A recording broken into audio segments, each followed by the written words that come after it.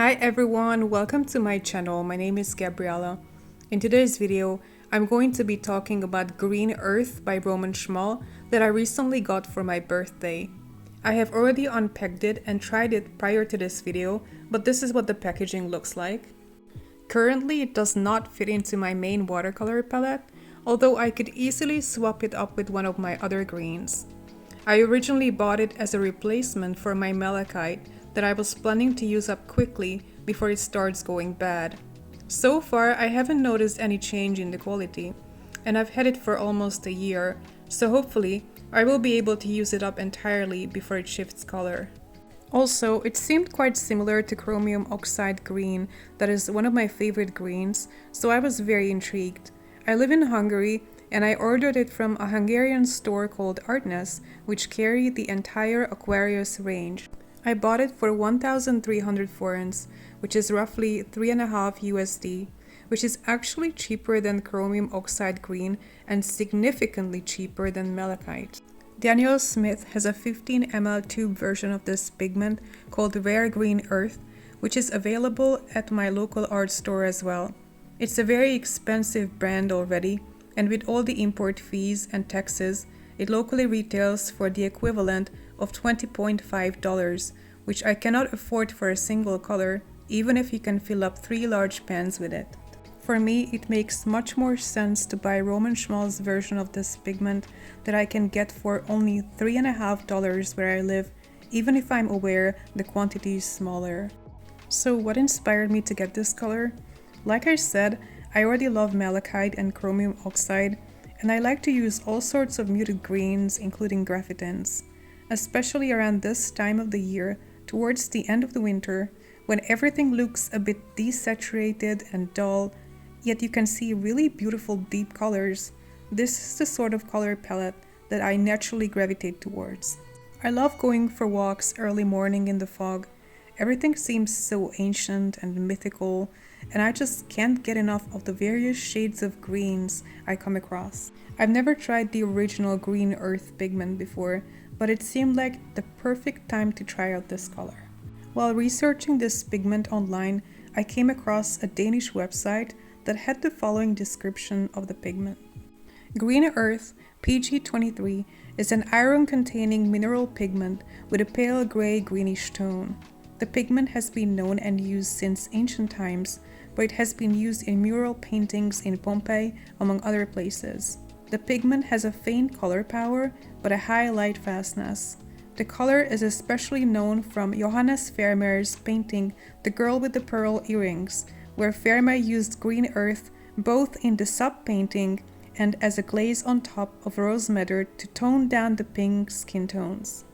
White Nights also has a green earth color that I actually happen to have, as I realized, in my very first watercolor palette that I set up more than 4 years ago. For the White Nights green earth, however, the manufacturer used a mixture of 2 other pigments, and this color combination looks quite different. No wonder I didn't initially associate this paint with green earth. I don't reach for this palette much anymore, but I used it a lot when I first got it, and I have especially used up quite a lot from Green Earth. This is my first ever sketchbook from 4 years ago, and I'm looking for some sketches that I made using this color. Here are some drawings from the Roman amphitheater that I showed you earlier. I made both of these sketches on location, and I actually have a video coming out in March in which I will try to recreate them 4 years later. Let's see how much I've grown skill-wise. Yeah, if you're interested in that video, stay tuned. This Green Earth definitely looks different, but how much and in what way?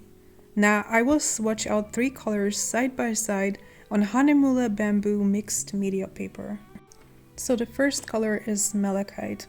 Mineral pigments like malachite and green earth take some time to activate, and because of the low tint, you will naturally try to load your brush heavily.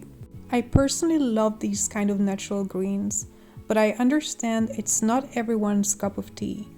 Malachite granulates more than green earth and creates more interesting textures and formations on cold pressed watercolor paper, but even on good quality mixed media paper like this one. I love how either of these colors behave on Hahnemühle bamboo paper, so naturally I will use the same paper for my test painting. This is where it becomes evident how different the White Knight's Green Earth is. I mean, I like this color, I used it a lot in the past, but I wonder why it bears the name Green Earth. It looks more olive to me. I also wonder why they didn't use the original pigment. From what I read, it's a very common, easily obtainable pigment.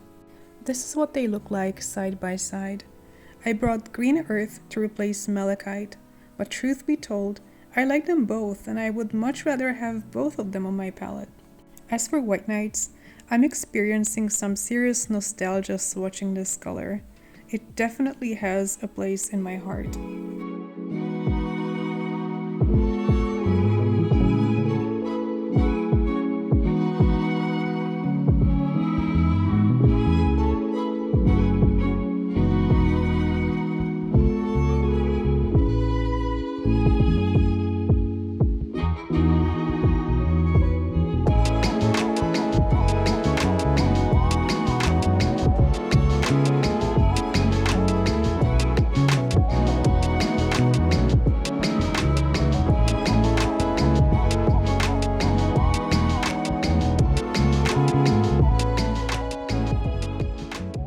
For details and depth, I will use my latest obsession, Derwent Chromaflow, which are amazing pencils.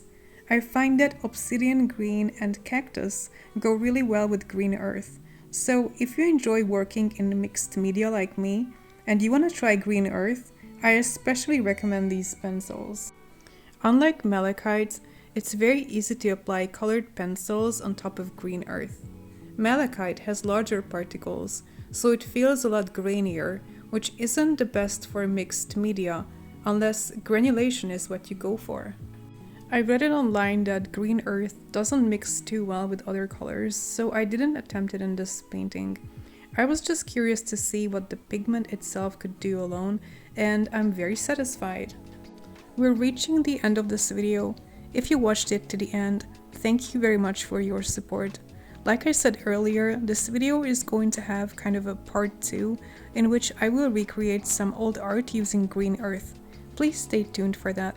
Thank you very much for watching and see you next time. Bye!